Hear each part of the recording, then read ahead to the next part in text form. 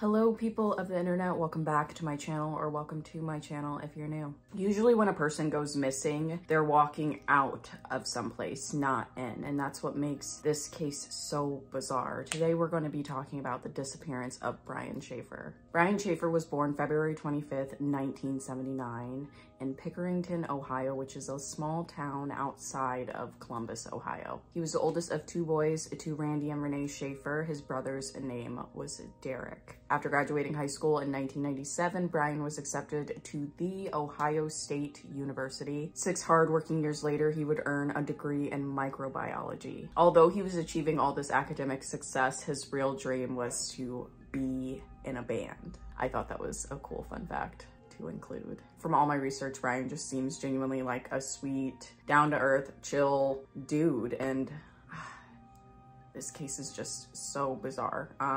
But yeah, let's continue. After earning his undergrad degree, he continued his studies at Ohio State's School of Medicine in 2004. His second year into grad school, his mother, Renee, sadly passed away. She struggled with, bear with me, I'm not sure if I'm pronouncing this right, but it's myelodysplasia, which is an issue that can happen when blood-forming cells in the bone marrow suddenly become abnormal. I can only imagine how hard losing a parent is. I thankfully, gratefully have both of my parents still with me, but that's literally one of my biggest fears. That scares me more than spiders, and I have a pretty big fear of spiders. So again, I can only imagine the pain that Brian was going through his sophomore year into grad school. And although his friends and everybody around him says that he was handling it well and dealing fine, he definitely took her death super, super hard. While in medical school, he started dating Alex Wagner in 2006, and she also was a med student in her second year. Another thing to know about Brian is that he was super drawn to the tropical lifestyle of Jimmy Buffett, and even got the Pearl Jam logo tatted on his arm. He loved the tropics so much, he was even going to possibly propose to his girlfriend in Miami. Many people close to Brian and Alex believe that he was going to propose to her on their spring break. So before his disappearance, Brian has a lot to look forward to and just a lot happening in his life in general. Then on March 31st, 2006, Brian and his roommate go to the Ugly Tuna Saloon bar, which is in Columbus University District. They were just eager to blow off steam because it was finals time. College is exhausting. You need to treat yourself in order to stay sane. But this night that was supposed to be carefree would be anything but. Around 10 p.m., Brian calls Alex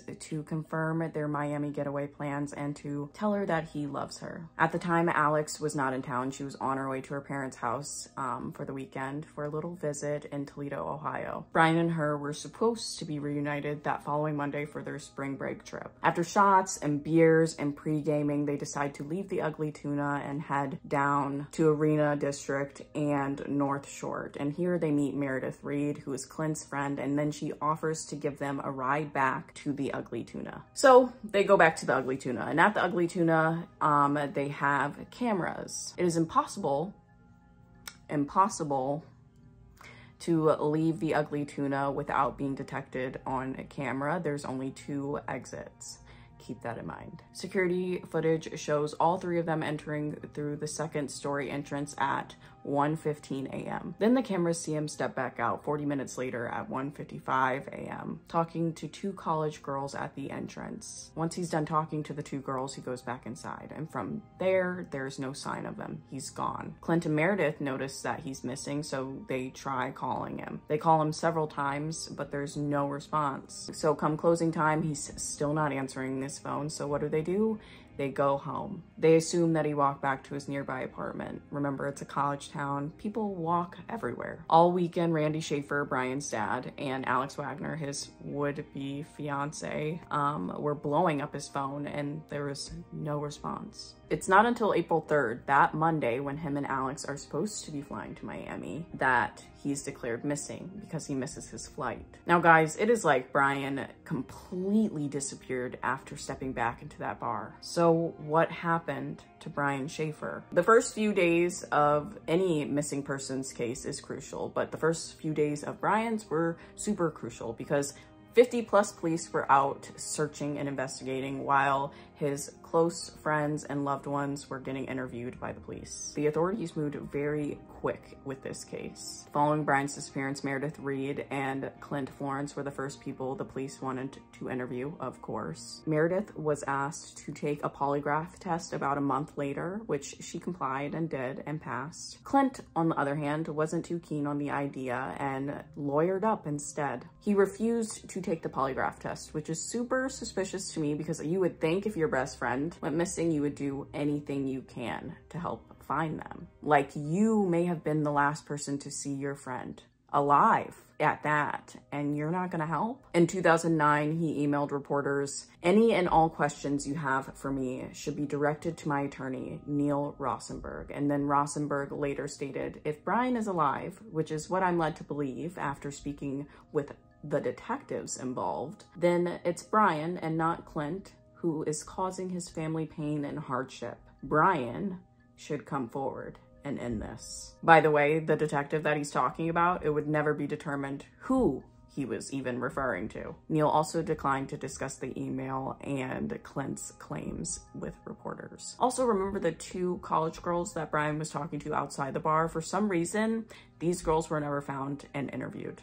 You would think they would be important people to talk to. Some report Brian and Clint getting into an argument at the Ugly Tuna. Derek, Brian's brother, said in an interview that something seemed off with Clint, and he even goes as far as saying, "The way he talked about my brother after he went missing was kind of in a negative way. I wouldn't expect that from someone whose friend just vanished." Me and Derek are on the same page here. When the police couldn't identify anybody in the security footage leaving that was Brian, they threw out the theory that maybe he changed his clothes or threw on a quick baseball cap and walked out. Or changed and then left with another group, or I don't know, maybe there was another reason why we didn't notice him leaving. This idea, although very plausible, still doesn't take into account how the police were able to identify everybody else who was leaving the bar.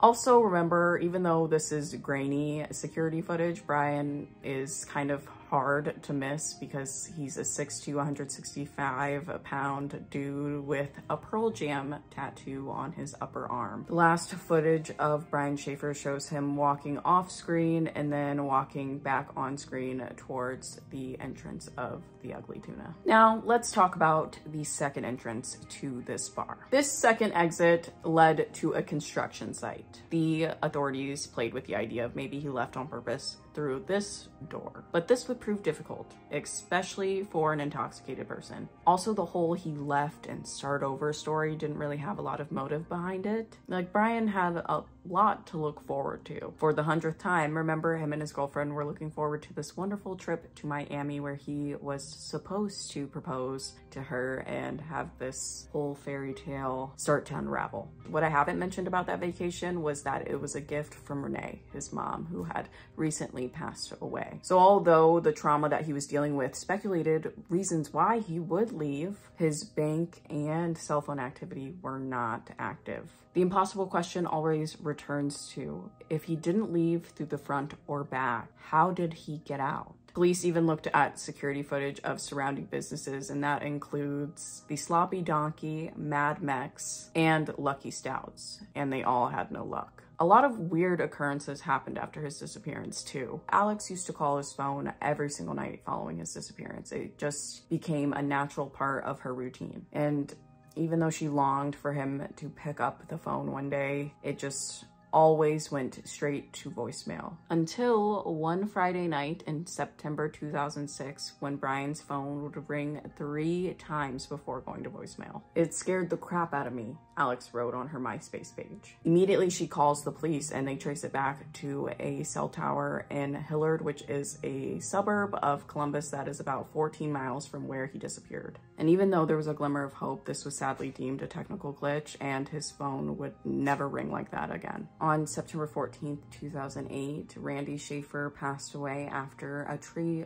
fell on him during a windstorm. Before this, he endlessly searched for his son. He even sought out a psychic who told him that his son's body was underwater, and Randy nearly drowned searching for him. After Randy's death, an unbelievable comment showed up in the comment section of his obituary, and it said, "Dad, I love you. Love, Brian. U.S. Virgin Islands." The conclusion, it was most likely some sick joke because people are like that, sadly. But then another incident in 2020 where a picture went viral of a homeless man in Tijuana, Mexico that wildly and weirdly resembled Brian. But after rigorous analysis by the FBI, they determined that this wasn't him. Foul play was considered, and there was even a theory at one point that Brian may have become a victim to the smiley face serial killer. But if that were true, that would mean Brian's body is the only victim's body who has not been found. The Columbus police, the FBI, and everybody eventually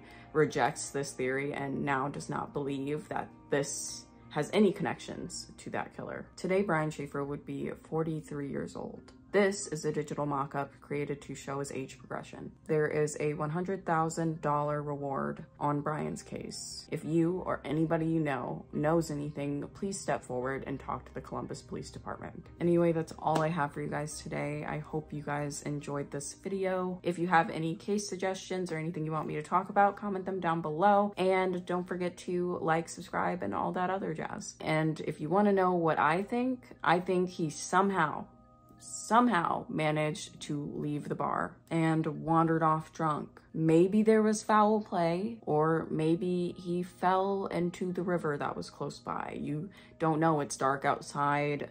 Maybe something happened. Accidents happen all the time. This is the most likely scenario, but no matter what happened, it's a tragedy. And at the end of the day, we don't have answers, and my heart goes out to the family. Again, thank you so much for watching, and that's all I have for you guys today. Namaste. Have a nice day, guys.